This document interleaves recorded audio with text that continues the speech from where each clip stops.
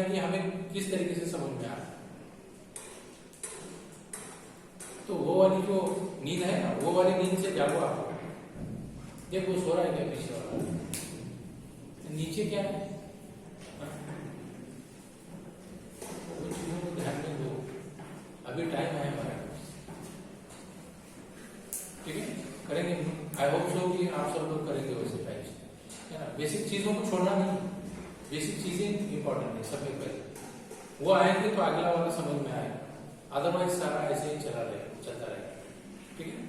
ठीक, तो ये हो गया sp2 टाइप हाइब्रिडाइजेशन, जिसके अंदर में हमें क्या अंदर आता है, वैकेंट p ऑर्बिटल अगर से होता है तो पाई बॉन्ड बनेगा। अभी आपके sp2 हाइब्रिडाइजेशन के अंदर में s वाले एक और p वाले दो हाइब्रिड ऑर्बिटल्स क्या होते हैं, कंबाइन होते हैं, और वो क्या करेंगे, 3 बॉन्ड क्या करेंगे, फॉर्म करेंगे। जैसे BF3 के केस में देखा या तो फिर C2H4, है ना, इथीन के केस में भी हमने देखा, ठीक है, जिसके अंदर में कार्बन कार्बन डबल बॉन्ड में एक सिग्मा और एक पाई बॉन्ड बनता है, ठीक है। अभी आगे चलते हैं और देखेंगे कि sp वाला हाइब्रिडाइजेशन, मतलब जिसके अंदर में एक s और एक p वाला इलेक्ट्रॉन रहेगा, तो वो देखेंगे, ठीक है। ये हो गया आपका, हो गया। हाँ चलो फिर sp देखते हैं।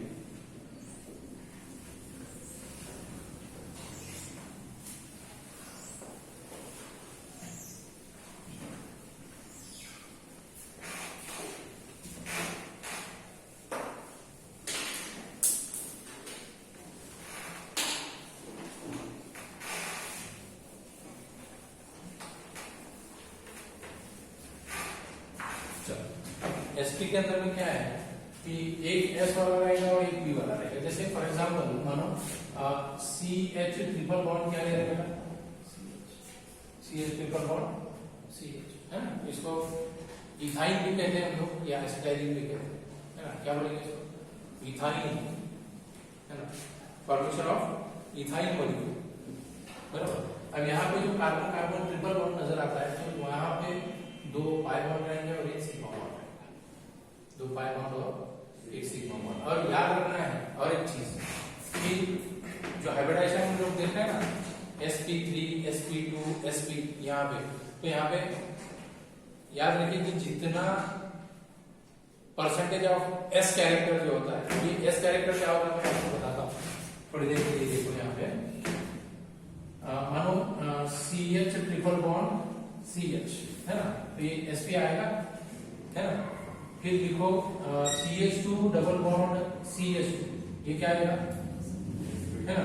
और CH3 सिंगल बॉन्ड CH3, ये क्या आएगा मेरा, sp, है ना।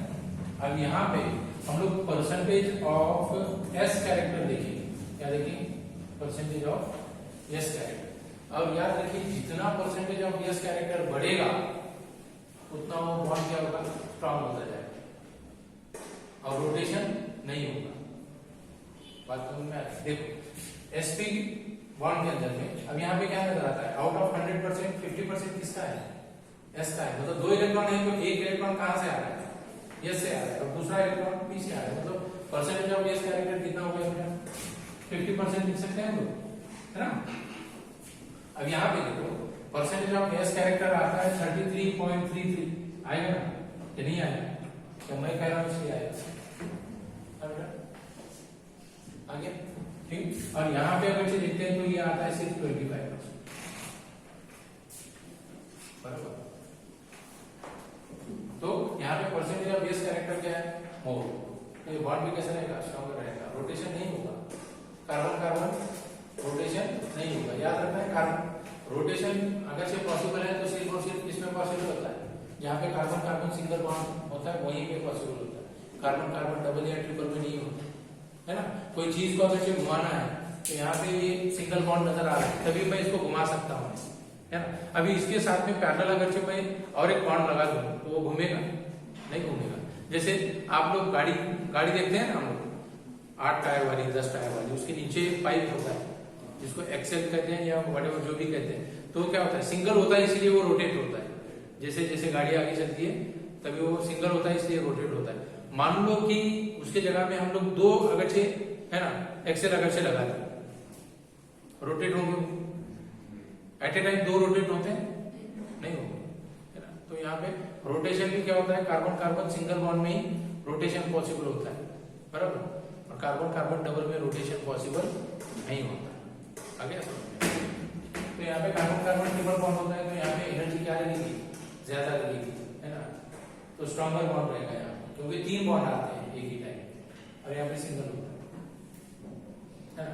हाँ, नो डाउट कि सिग्मा बॉन्ड और पाई बॉन्ड में स्ट्रॉन्गर होता है सिग्मा बॉन्ड, नो डाउट, क्योंकि state of overlapping sigma bond में क्या होती है, ज्यादा होती है, और पाई बॉन्ड में क्या होती है, साइड वाइज ओवरलैपिंग होती है। यार साइड वाइज मतलब कैसे, ये वाली, ये कौन सा बॉन्ड बनता है ऐसे साइड वाइज से, ये वाला थोड़ा सा पोर्शन, ये वाला हाफ का, और ये वाले हाफ का थोड़ा सा पोर्शन, तो ये कौन सा बनेगा, कौन सा वाला बनेगा, अरे ना रे राजा, पाई वाला बनेगा। एक्सटेंट ऑफ ओवरलैपिंग कम होती है इसके अंदर, साइड वाइज ओवरलैपिंग कहते हैं हम लोग। Extent of overlapping is less in pi bond, है ना, जिसको हम साइड वाइज भी कह सकते हैं, साइड वाइज अगर है ना, ये मानो कि ऐसे कुछ है, तो इसको आपको अगर मैंने कहा कि इसको सेपरेट करो, तो आप क्या करोगे, इजीली इसको सेपरेट कर सकते हो, ये निकल जाएगा इजीली। हाँ, अगर जो मानो कि ऐसे मैं अगर जो ओवरलैपिंग ऐसे बता रहा हूं, यहाँ पे ओवरलैपिंग कैसे हो रही है, ज्यादा हो रही है, तो यहाँ पे एनर्जी क्या करनी पड़ेगा, ज्यादा लगानी पड़ती है, तो ये वाला होता है सिग्मा वाला केस।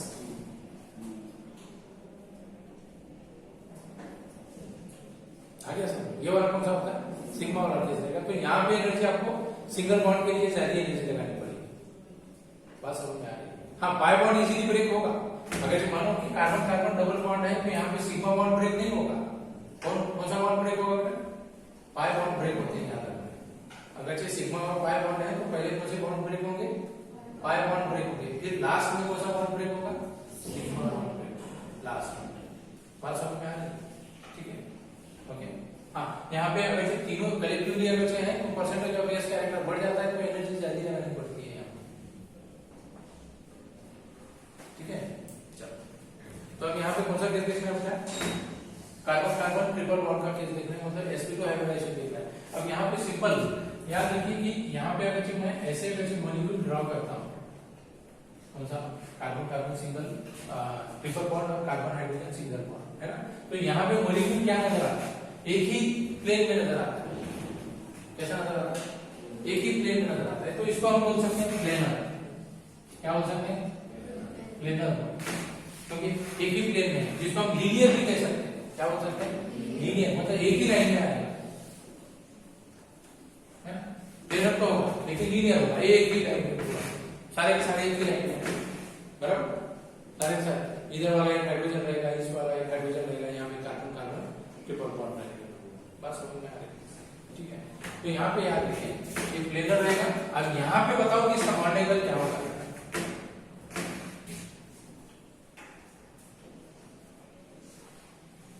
याद रखना है कि लीनियर के अंदर में बॉन्ड एंगल हमेशा 180 डिग्री होता है, कितना होता है, हाँ, कितना रहेगा ये, ठीक है, बस समझ में। अब यहाँ पे क्या होगा कि कार्बन कार्बन ट्रिपल बॉन्ड है और कार्बन हाइड्रोजन सिंगल बॉन्ड है, नंबर ऑफ हाइड्रोजन कितने हैं, सिर्फ 2 ही है, कितने, अरे अभी मैं बात कर रहा हूं, सारे के सारे पैकिंग में लगे हुए,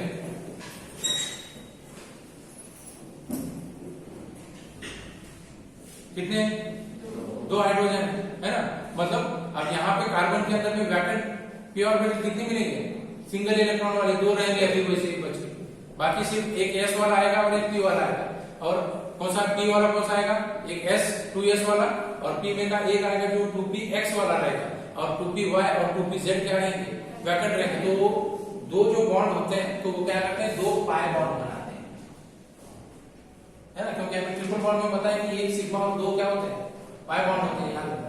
जहां पे भी कार्बन कार्बन सिंगल, ये जैसे यहाँ पे क्या रहेंगे, 2 पाई बॉन्ड रहेंगे बेटा, और ये क्या रहेगा, सिग्मा, यहाँ पे क्या रहेगा, एक पाई बॉन्ड और एक सिग्मा, और यहाँ पे क्या रहेगा, एक सिग्मा, कार्बन कार्बन की बात समझ में आए, है ना। तो यहाँ पे जब ये मॉलिक्यूल देखते हैं तो वैकेंट इलेक्ट्रॉन कहाँ करेंगे, 2p1 और 2pz1 वाला रहेगा, तो ये क्या करेंगे, दोनों के दोनों कौन सा वाला बॉन्ड बनाएंगे, पाई बॉन्ड, कितने बनाएंगे, 2, बात समझ में आए, है ना। और ये p क्या करता है, यहाँ पे जो 2px1 होता है ना, तो ये क्या करेगा, ये वाला बॉन्ड बनाएगा, सिग्मा, कौन सा बनाएगा, और बाकी जो कार्बन के और एक इलेक्ट्रॉन होता है s वाला, तो हाइड्रोजन के s ऑर्बिटल से क्या करेगा, सिग्मा बॉन्ड बनाएगा। कितने बनेंगे सिग्मा बॉन्ड को, कार्बन हाइड्रोजन के यहाँ वाला एक, यहाँ वाला एक, कितने बनेंगे 2, और यहाँ वाला एक सिग्मा बॉन्ड, कितने हुए टोटल 3। बस समझ में आया? घर पे उसको रिवाइज करना है।